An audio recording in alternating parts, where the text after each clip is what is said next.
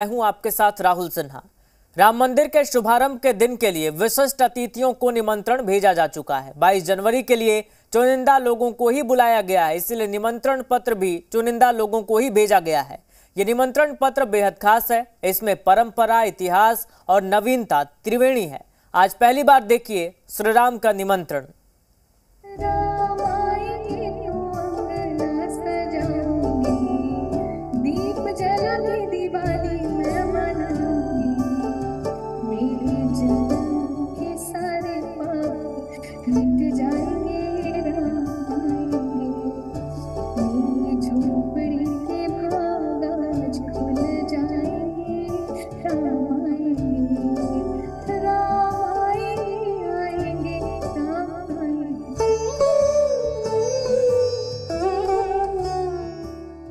पहली बार देखिए राम मंदिर का निमंत्रण पत्र।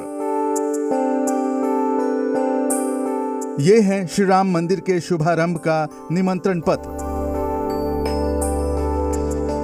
22 जनवरी को जिन विशिष्ट अतिथियों को अयोध्या आने का न्योता मिला है, उनके पास पहुंचा है ये निमंत्रण। आज आप भी देखिए श्री राम का निमंत्रण। निमंत्रण के पहले पन्ने में भव्य राम मंदिर की सुनहरी तस्वीर उकेरी गई है। इसी तस्वीर के नीचे लिखा है श्री राम धाम अयोध्या। निमंत्रण पत्र का पहला पन्ना पलटने पर आपको श्री राम के बाल स्वरूप के दर्शन होंगे। ये तस्वीर 5 से 6 साल के बालक की है, जिसके एक हाथ में धनुष और दूसरे हाथ में तीर है। इसमें प्रभु राम कमल आसन पर खड़े हुए दिख रहे हैं। ये राम की तस्वीर प्रतीकात्मक है, लेकिन कुछ इसी तरह बाल रूप में रामलला गर्भगृह में 22 जनवरी से दर्शन देंगे। इसके दूसरे पन्ने में 22 जनवरी के कार्यक्रम का विवरण है। यह निमंत्रण 3 हिस्सों में है। एक हिस्से में 22 जनवरी के कार्यक्रम और श्री राम मंदिर के संघर्ष की कहानी है। निमंत्रण पत्र के दूसरे हिस्से में 22 जनवरी के शुभारंभ समारोह के विशिष्ट अतिथियों का जिक्र है, जिसमें पहला नाम प्रधानमंत्री नरेंद्र मोदी का है। विशिष्ट अतिथियों में दूसरा नाम संघ प्रमुख मोहन भागवत का है। इसके अलावा यूपी की राज्यपाल आनंदीबेन पटेल और मुख्यमंत्री योगी आदित्यनाथ का नाम है। निमंत्रण के तीसरे हिस्से में उन महापुरुषों का जिक्र है, जिनकी वजह से आज राम मंदिर साकार रूप ले रहा है। इनमें पहला नाम देवराहा बाबा का है। देवराहा बाबा ने किस तरह से श्री राम जन्मभूमि आंदोलन में भूमिका निभाई है, इसका जिक्र निमंत्रण पत्र में दी गई पुस्तिका में है। अयोध्या में श्री राम मंदिर के निर्माण में देवराहा बाबा की भूमिका को ट्रस्ट ने प्रमुखता से जगह दी है। देवराहा बाबा ने कहा था कि उनकी सहमति से श्री राम जन्मभूमि आंदोलन चल रहा है। जिन लोगों को श्री राम जन्मभूमि तीर्थ क्षेत्र ट्रस्ट की तरफ से आमंत्रण दिया जा रहा है, उन्हें कुछ इस तरह का कार्ड भेजा जा रहा है। ट्रस्ट के लोग जाकर लोगों को आमंत्रित कर रहे हैं। और ये जो आप कार्ड देख रहे हैं मेरे हाथ में, ये इस पर एक राम मंदिर का मॉडल बनाया गया है और साथ ही राम मंदिर के मॉडल के साथ बाल रूप प्रभु राम का दिखाया गया है, राम मंदिर दिखाया गया है। और इसमें बाल रूप के साथ साथ ये बताया गया है कि 22 जनवरी 2024 को शुभ मुहूर्त है 12:20 पर, जब रामलला की प्राण प्रतिष्ठा होगी। और इसमें यह भी लिखा है कि जो पूरा एक संघर्ष रहा है, कैसे 1528 से लेकर अलग अलग समय तक अयोध्या के आसपास के लोगों ने संघर्ष किया राम मंदिर को बचाने के लिए, उस संघर्ष की जानकारी दी गई है। देवराहा बाबा के अलावा मुख्यमंत्री योगी आदित्यनाथ के गुरु महंत अवैधनाथ, आचार्य गिरिराज किशोर, अशोक सिंघल, राजमाता विजय राजे सिंधिया, संघ के पूर्व प्रमुख रज्जू भैया समेत कई विभूतियों का जिक्र है। इस निमंत्रण पत्र में संस्कृति, इतिहास, परंपरा और आधुनिकता की झलक दिख रही है। निमंत्रण पत्र में QR कोड लगा है। QR कोड स्कैन करने के बाद श्री राम जन्मभूमि पर अतिथियों को प्रवेश मिलेगा। श्री राम जन्मभूमि तीर्थ क्षेत्र ट्रस्ट ने देश भर से 7000 अतिथियों को निमंत्रण पत्र भेजा है। प्रभु राम की प्राण प्रतिष्ठा के कार्यक्रम के लिए उत्तर प्रदेश सरकार सतर्कता पूर्वक सुरक्षा के सभी कदमों को ध्यान में रखते हुए व्यवस्था की श्रेष्ठ और उच्चतम व्यवस्था हो, इसके लिए स्थानीय प्रशासन को माननीय मुख्यमंत्री योगी आदित्यनाथ जी ने निर्देशित किया है। उसी के अनुपालन के लिए ट्रस्ट के साथ प्रशासन का कोऑर्डिनेशन अच्छा बने और प्रशासन के द्वारा जो व्यवस्थाएं बनी है 22 तारीख के आने वाले अतिथियों के संबंध में उसकी जानकारी दिया। इस निमंत्रण पत्र से वो ही लोग 22 जनवरी को अयोध्या जा पाएंगे जिन्हें निमंत्रण पत्र मिलेगा। जो राम भक्त अयोध्या नहीं जा पाएंगे वो अपने अपने जिलों में ही श्री राम मंदिर का शुभारंभ देखेंगे। श्री राम मंदिर के शुभारंभ का उत्साह पूरे देश में है।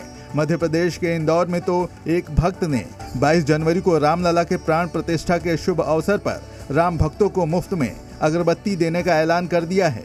22 जनवरी को प्रभु श्री राम अयोध्या में प्राण प्रतिष्ठा समारोह होने वाला है। हमारा काम पूजन पाठ का है, तो हमारे मन में एक भावना जागी कि क्यों ना हम अयोध्या तो नहीं जा पा रहे हैं, तो क्यों ना प्रभु सेवा के लिए यहाँ पर ऐसा कुछ करें ताकि प्रभु की सेवा भी हो जाए और हमारी जो आस्था और विश्वास है और जो हमारी भावना प्रभु श्री राम के प्रति है वो भी जन जन तक पहुँच जाए। राम भक्ति की लहर हर तरफ दिख रही है। प्रधानमंत्री नरेंद्र मोदी ने पिछली बार श्री राम पर एक भजन ट्वीट किया था। जी न्यूज ने भजन को गाने वाली गायिका स्वाति मिश्रा से विशेष बातचीत की तो स्वाति ने उसी गाने से राममय माहौल कर दिया। राम आएंगे तो अंगना सजाऊंगी, दीप जला के दिवाली मैं मनाऊंगी, मेरे जन्मों के सारे पाप मिट जाएंगे, राम आएंगे। 22 जनवरी की तारीख जैसे जैसे करीब आ रही है, देश भर का उत्साह और उत्सुकता दोनों ही बढ़ रही है। इतिहास में पहली बार होगा जब पूरा भारत जनवरी में राम दिवाली मनाएगा। विशाल पांडे के साथ ब्यूरो रिपोर्ट, जी मीडिया। 22 जनवरी को दिव्य राम मंदिर में रामलला विराजमान होंगे। प्रधानमंत्री नरेंद्र मोदी भगवान रामलला की प्राण प्रतिष्ठा करेंगे। इसके लिए भव्य तैयारियां की जा रही है। खासकर भारतीय जनता पार्टी राम मंदिर को लेकर बीजेपी के संघर्ष को जन जन तक पहुंचाने की तैयारी कर रही है। इसके लिए 25 जनवरी से विशेष अभियान भी चलाया जाएगा।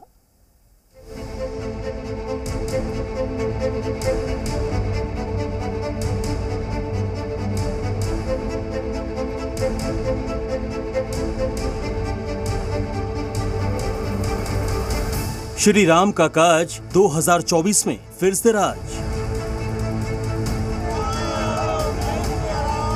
रामलला का नाम बीजेपी का बड़ा प्लान। 25 जनवरी से 25 मार्च तक बीजेपी का अभियान।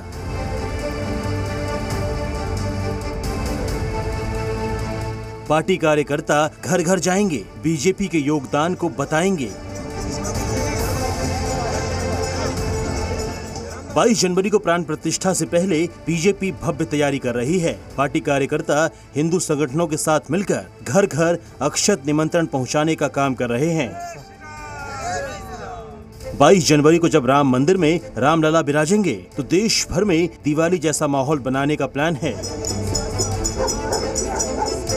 यही नहीं, प्राण प्रतिष्ठा के साथ ही बीजेपी ने 2024 फतह का भी प्लान तैयार कर लिया है। कल दिल्ली में हुई हाई लेवल बैठक में तय हुआ कि प्राण प्रतिष्ठा के बाद बीजेपी देश भर में बड़ा अभियान शुरू करेगी। ये अभियान 25 जनवरी से 25 मार्च तक चलेगा। राम मंदिर दर्शन के लिए बीजेपी कार्यकर्ता बूथ स्तर तक जाएंगे। जो लोग राम मंदिर के दर्शन करने जाना चाहते हैं उन्हें दर्शन करवाने में मदद करेंगे। पार्टी की ओर से विधानसभा और लोकसभा स्तर पर संयोजक और सह संयोजक नियुक्त किए जाएंगे। पार्टी कार्यकर्ताओं संगठन के लोग अयोध्या दर्शन में लोगों का सहयोग तो करेंगे ही, साथ ही ये भी पता लगाएंगे क्या क्षेत्र का कोई आम आदमी अयोध्या जाना चाहता है। यदि कोई राम मंदिर दर्शन के लिए जाना चाहता है तो उसके लिए व्यवस्था करने की भी व्यवस्था की जाएगी। यही नहीं, जब बीजेपी कार्यकर्ता राम भक्तों को अयोध्या लेकर पहुंचेंगे तो वहां भी भव्य तैयारी होगी। रहने, खाने और दर्शन की सुविधा दिलवाएंगे। इसके लिए भी पार्टी की ओर से तैयारी की गई है। राम मंदिर के दर्शन के लिए आने वाले भक्तों का स्वागत करने के लिए हर मोहल्ले में ढोल नगाड़े झांझ बजाए जाएंगे। टीका लगाकर अभिनंदन किया जाएगा। इसके साथ ही राम मंदिर अभियान के बीच तीसरी बार मोदी सरकार अब की बार 400 पार का नारा भी सामने आ गया है। राम मंदिर और अयोध्या दर्शन के लिए उत्तर प्रदेश की योगी सरकार भी पूरी तरह से एक्टिव दिखाई दे रही है। मुख्यमंत्री योगी आदित्यनाथ ने भी बैठक कर अधिकारियों को निर्देश दिए, जिसमें सीएम योगी ने कहा, अयोध्या में सुरक्षा, स्वच्छता से समझौता नहीं होगा। यहाँ आने वाले श्रद्धालुओं के लिए माता शबरी के नाम से भोजनालय बनेगा। अयोध्या का टूरिस्ट गाइड ऐप बनेगा, जिसमें अयोध्या की हर जानकारी होगी। साइन बोर्ड 9 भाषाओं में लिखे जाएंगे। साथ ही सड़कों पर अतिक्रमण न करने का भी निर्देश दिया गया है। यह अयोध्या की संस्कृति रही है, परंपरा रही है कि आने वाली अतिथियों का स्वागत करते हैं।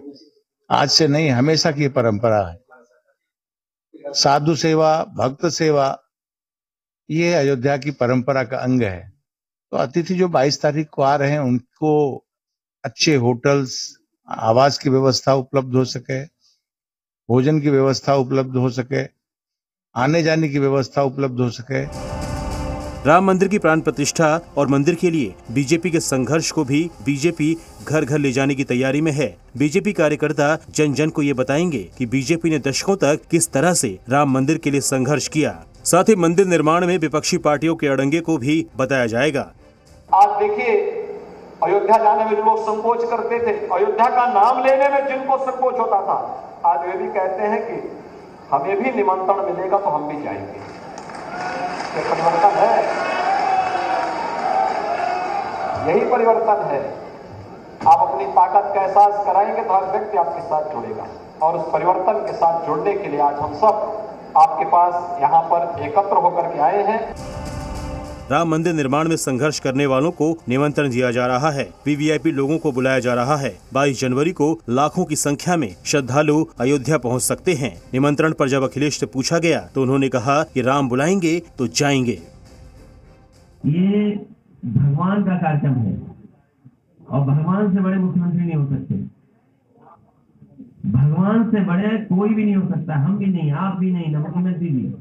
और भगवान जिसको बुलाएंगे वो अपने आप दौड़ा चला जाएगा। राम मंदिर और प्राण प्रतिष्ठा कार्यक्रम को बीजेपी भव्य और दिव्य तरीके से मनाने की तैयारी कर रही है, लेकिन इसके बाद भी विपक्ष को इसमें वोट की राजनीति दिख रही है।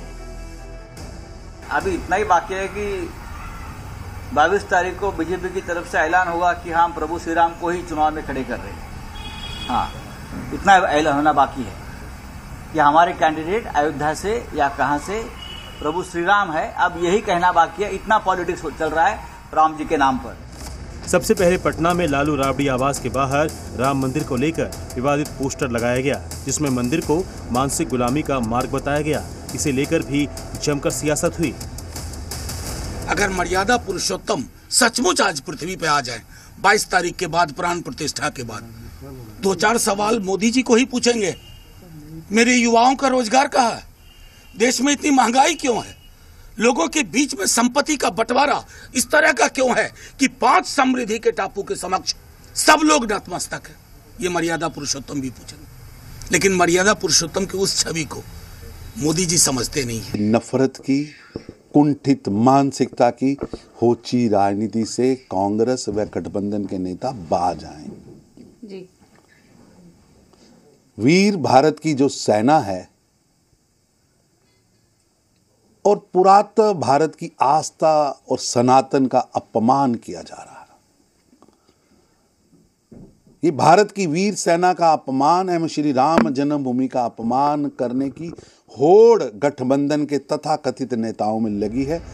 वहीं आरजेडी नेता और बिहार सरकार में मंत्री तेज प्रताप यादव ने कहा कि जब केंद्र में इंडिया गठबंधन की सरकार आएगी तब सही रामलला आएंगे। तो बीजेपी नेता गौतम गंभीर ने कहा कि भगवान राम सबके भगवान हैं, हर किसी को दर्शन के लिए अयोध्या जाना चाहिए।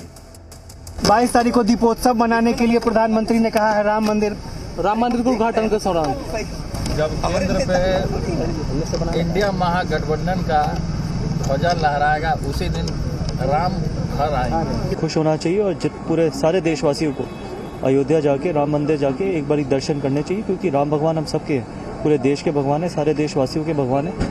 तो मेरा मानना है कि ये एक बहुत बड़े गर्व की बात है और ये एक बहुत बड़ा निर्णय भी हुआ है और बहुत बड़ी चीज़ हुई है भारत के लिए, इस देश के लिए। तो सबको इससे खुश होना चाहिए। राम मंदिर के बहाने देश भर में बीजेपी विपक्षी पार्टियों की पोल खोलने का प्लान बना रही है, लेकिन विपक्षी नेता है कि मानते नहीं। राम मंदिर में रामलला की प्राण प्रतिष्ठा को सीधे बीजेपी और चुनाव से जोड़ रहे हैं। हम लोग सीता जी का मंदिर बना रहे हैं ना, तो हम लोग को लोग नकली भक्त हैं, हम लोग असली भक्त हैं। और वो लोग जो भाजपा वाले लोग हैं वो चुनाव के लिए भक्त बनते हैं, और चुनाव जब खत्म हो जाएगा तो बिसर जाएंगे। 22 जनवरी को प्रधानमंत्री नरेंद्र मोदी राम मंदिर में भगवान रामलला की प्राण प्रतिष्ठा करेंगे। उन्होंने पूरे देश में दिवाली मनाने का भी ऐलान किया है और राम मंदिर की प्राण प्रतिष्ठा के साथ ही बीजेपी ने 24 के चुनावी समर का शंखनाद भी कर दिया है। ब्यूरो रिपोर्ट, जी मीडिया। यहाँ रुकेंगे एक छोटे से ब्रेक के लिए, फौरन लौटेंगे।